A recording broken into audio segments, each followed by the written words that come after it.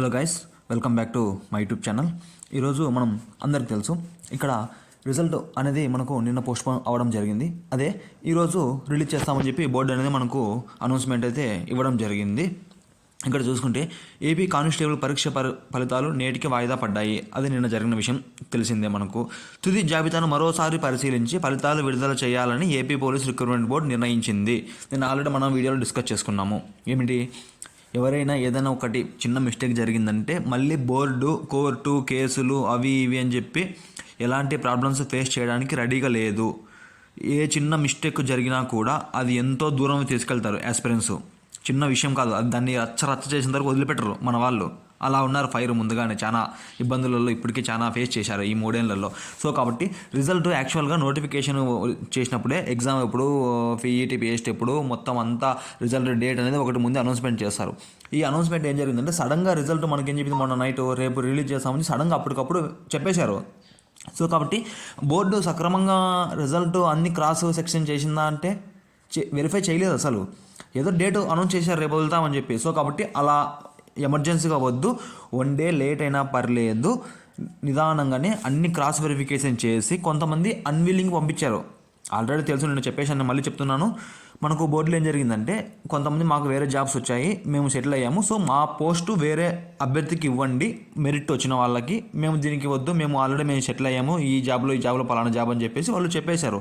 So అని చెప్పేసి అలా వచ్చిన వాళ్ళు మళ్ళీ క్రాస్ వెరిఫికేషన్ చేసి వాళ్ళని మెరిట్లోంచి తొలగించి ఇలా చేసి మొత్తం నీట్గా ఏ క్యాండిడేట్కు నష్టపోకూడదు, ఇప్పటికే చాలా లేట్ అయింది, ఇక మీదట ఎవరు నష్టపోకూడదు అనే ఉద్దేశంతోనే వాళ్ళు 1కి 10 సార్లు క్రాస్ వెరిఫికేషన్ చేసి మెరిట్ని నీట్గా ప్రిపేర్ చేయడం జరుగుతుంది అక్కడ. అది ఇప్పటికీ చేశారా అంటే మనకి ఎలాంటి అప్డేట్ లేదు. ఒకవేళ చేయకపోతే క్రాస్ వెరిఫికేషన్ కోసం ఇంకా ఒక 2-3 డేస్ టైం తీసుకునే అవకాశం ఉంది. ఈరోజు రాకపోతే వస్తే ఈరోజు 11 లోపల, లేకుంటే ఈవినింగ్. ఒకవేళ ఇది దాటిందంటే మాత్రం ఖచ్చితంగా 1 వీక్ అయితే టైం పడుతుంది. మ్యాక్సిమం 99% ఇదో వదులుతారు.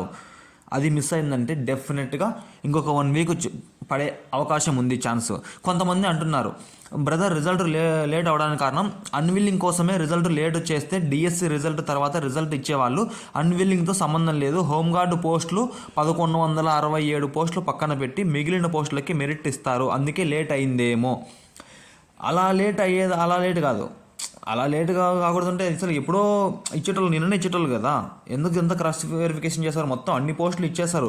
ఇది ఎలా అంటే మనకు కోర్టు తీర్పు ఏం చెప్తుందంటే మ్యాక్సిమము ఎవరైతే ఈ హోంగార్డులు ఉన్నారో వాళ్ళంతా ఎవరైతే క్వాలిఫై అయ్యారో, మొత్తం ప్రిలిమ్స్, పీఈటీ, పిహెచ్టీ, మెయిన్స్కు ఎవరైతే అర్హులు జస్ట్ క్వాలిఫై అయినారో ఎగ్జామ్ రాసి వాళ్ళందరికీ పోస్టులు ఇచ్చేస్తారు. అందరూ హోంగార్డులకు కాదు, ఎవరైతే 3 క్లియర్ చేసినారో వాళ్ళకు మాత్రమే.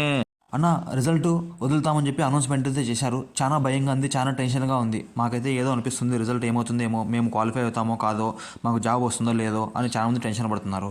టెన్షన్ ఎందుకబ్బా, మీరు మీ ప్రయత్నం చేశారు, 3 ఏళ్ళుగా వెయిట్ చేశారు దేనికోసం అయితే, అది ఈరోజు ఫైనల్గా వచ్చేస్తుంది.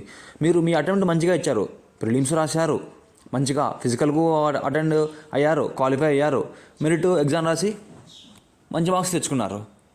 మెరిట్ లిస్ట్లో నేమ్ ఉంటుందా లేదా అన్నది ఇప్పుడు మన చేతిలో లేదు. మన ప్రయత్నం మనం చేసాం, ఇచ్చాం. అందరూ లిబరల్గానే మంచి స్కోర్ తెచ్చుకున్నారు. 118 నుంచి 125, 129 వరకు ఈ రేంజ్లో చాలామంది 90% పీపుల్ ఈ రేంజ్లో ఉన్నారు. సో మనకు కాక జాబ్లో ఎవరికొస్తాయి బాగా. సరే, జస్ట్ బార్డర్లో ఫెయిల్ అయ్యావు అనుకో, 1 లేదా 2 మార్కుల్లో ఫెయిల్ అయ్యావు, అయితే ఏముంది, ఎన్నో ఆపర్చునిటీస్ ఉన్నాయి బయట, దాని గురించి భయపడద్దు. నెక్స్ట్ ఇంకొక ఆప్షన్ పెట్టుకుంటావు కదా, నీ మైండ్లో ఇంకోటి ఉంటుంది కదా, బిజినెస్సా లేదా ఇంకో ప్రయత్నం చేద్దామా, ఇంకో సైడ్ వెళ్దామా, ఐటీ సైడ్ వెళ్దామా, ఇలా ఉంటుంది కదా. అటు సైడ్ వెళ్ళిపో. నెక్స్ట్ అటెంప్ట్ తొందరలోనే ఇంకో నోటిఫికేషన్ ఉంది ఆల్రెడీ. ఈ నోటిఫికేషను మనకు పోస్ట్పోన్ అవ్వకపోయిందంటే, సక్రమంగా అయిపోయిందంటే ఈ పాటికి ఇంకో నోటిఫికేషన్ రన్ అయ్యేది, ఇంకొక ఎగ్జామ్ పెట్టి ఇంకొక ఫిజికల్ జరిగేది, ఇంకో మెరిట్ లిస్టుకు వెయిటింగ్ చేసేటోళ్ళం ఈ పాటికి. సో నెక్స్ట్ 2026లో ఏప్రిల్లో ఇంకో నోటిఫికేషన్ వస్తుంది, 100% వస్తుంది.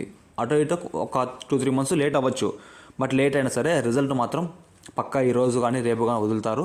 బట్ అయితే మాత్రం ఆ నోటిఫికేషన్కి ఈరోజు ఏదైనా మిస్సింగ్ అయితే, 1-2 మార్కులు వెళ్తే నెక్స్ట్ నోటిఫికేషన్కి ట్రై చేయండి ఏజ్ ఉంటే, లేదా ఇంకొక ఆపర్చునిటీ వెతకండి. అంతేగాని స్ట్రెస్లోకి వెళ్ళిపోయి మీరు బాధపడి ఇంకొకరు చెప్పుకోకుండా అదేం కాదు.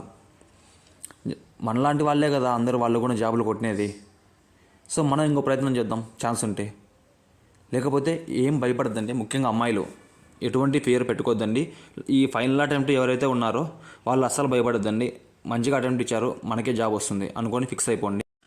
అలాగే ఇంకా ట్రైనింగ్ విషయం, ఈ మెడికల్ ఇవి మాట్లాడుకుంటే మనకు రిజల్ట్ వచ్చిన తర్వాత మనకు ట్రైనింగు ఆల్మోస్ట్ 45 days గ్యాప్ ఉంటుంది. ఆగస్టు అంతా అయిపోయిన తర్వాత సెప్టెంబర్ మిడిల్లో మిమ్మల్ని ఒక్కొక్కరిని ట్రైనింగ్కు అనేది పిలవడం జరుగుతుంది. ఒక్కో సెంటర్కి ఖచ్చితంగా మీకు అక్కడ ఇచ్చే అలాట్మెంట్ బట్టి ఉంటుంది. ఇంకా మనకు ట్రైనింగ్లో అనేది ఎలాంటి శాలరీ ఉండదని మనకు తెలుసు.